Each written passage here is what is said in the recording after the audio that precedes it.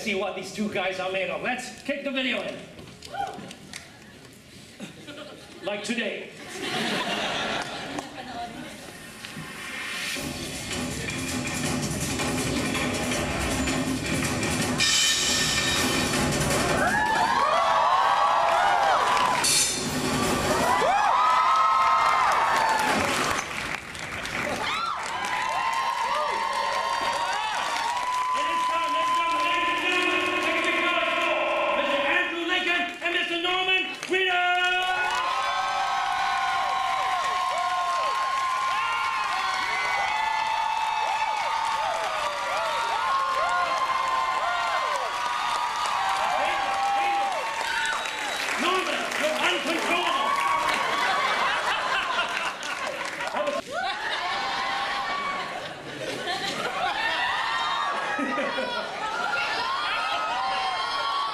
So I assume you've met before. Yeah, you're very good. Okay. Well, we filmed into fall, you know, into fall, and right. It gets really cold. All right. So we have about 2 weeks that's beautiful, and the rest of it is pretty.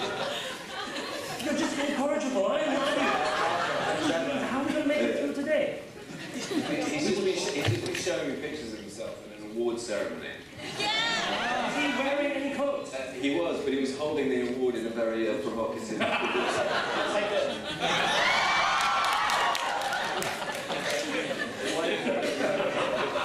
Next to Robert Downey Jr.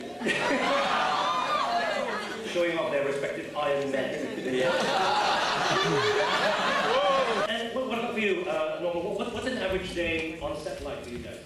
Wow. We live in different areas. I think he sees enough of me. But I sort of live out in the woods. And, Hi! Hey.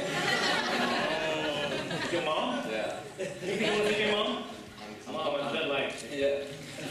But it's, I mean, yeah, the sun's still not up when we leave the house. I ride a motorcycle this side through the countries, which is why we live out in the country. We get to work. We have either I bring him a coffee or he brings me a coffee usually. We get in the makeup trailer. we blast some music, and they cover us in blood and sweat, and then we argue who has the most dirt. Yeah, it's all about dirt. So everyone, you guys want to one-up each other on the dirt and blood. It's right. Dirt, yeah. And then we go in our trailer, we talk about the day, and then we just get hard and just go in it. Oh, wait, that's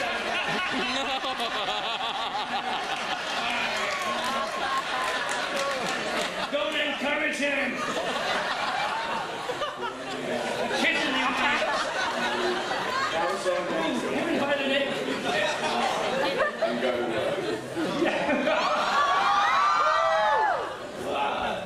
You guys, students here.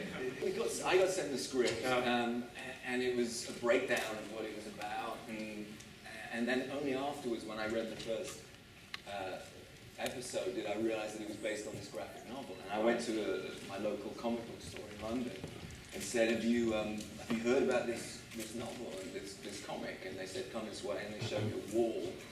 And I said, "Which one is it?" And they said, "All of them." and that's when I realized it was quite a big deal. Right. And then I started reading it and realized it was an amazing source material. What about for you? Did you do that kind of homework before? You're not in the comic. I'm not in the comic. So where the heck am I? I'll read it when they put me in. Yeah. I mean, as you go along, I mean, I'm sure that you're very aware of the fan pressure globally. Is that something that puts kind of unnecessary pressure on you, or do you love it? Well, you know, it's such a bubble where we shoot. You know, we go off to the middle of nowhere in the woods, and we the crew that have been involved in it, pretty much 85–90% have been on it since the beginning. So we kind of go off and get sweaty and dirty, and then just do this thing, and then we come and get assaulted by you guys. You know? and it's weird. I mean, I'm not gonna lie to you. It's unbelievable. But what you realize is that it has gone out of our hands now, and it's become your show. It's the fans. Right. And what I thank you for that, by the way. Yeah, and certainly I feel, the only pressure I feel is to tell the greatest story we can tell now. You know, but we've always had that mentality. You know, if you're going to do, I spoke to my agent, I said, are we really doing a zombie? I've been working for 18 years and now it's zombie? You know, and they went, trust me. And you know, it's about survival. It's about how people change. You know, I've always said it's a family drama set in hell. Sounds like my life. But as you rightly point out, it belongs to the fans now, and the fans are just so rabid about their obsession with the show. They have gone off and done their own versions, and they've gone on, you know, taken storylines on their own tangents. I saw a porno the other day. Is that right? A Walking Dead porno. Really?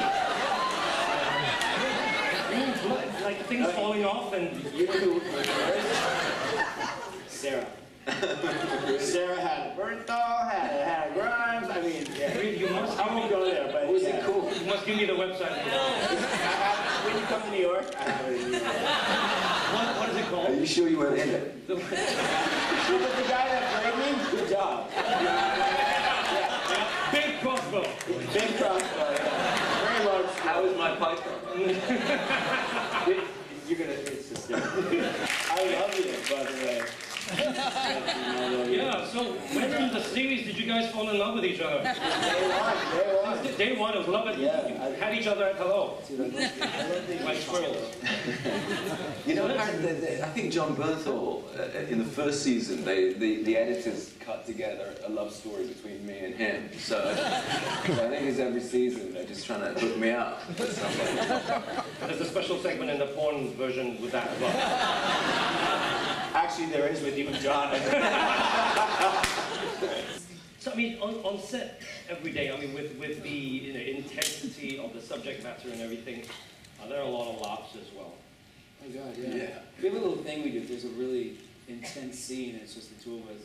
I'll whisper, I'll go, I love you. And then he'll whisper back, fuck you.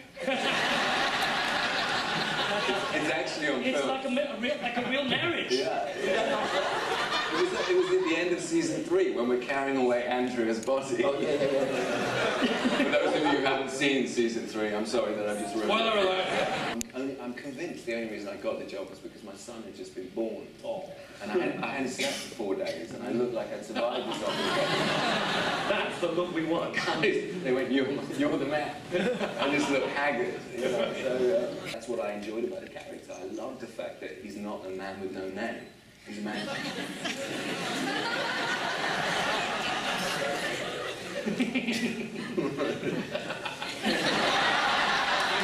It's all real. It's all real. Many female fans want to know what the heck is going on between Daryl and Carol.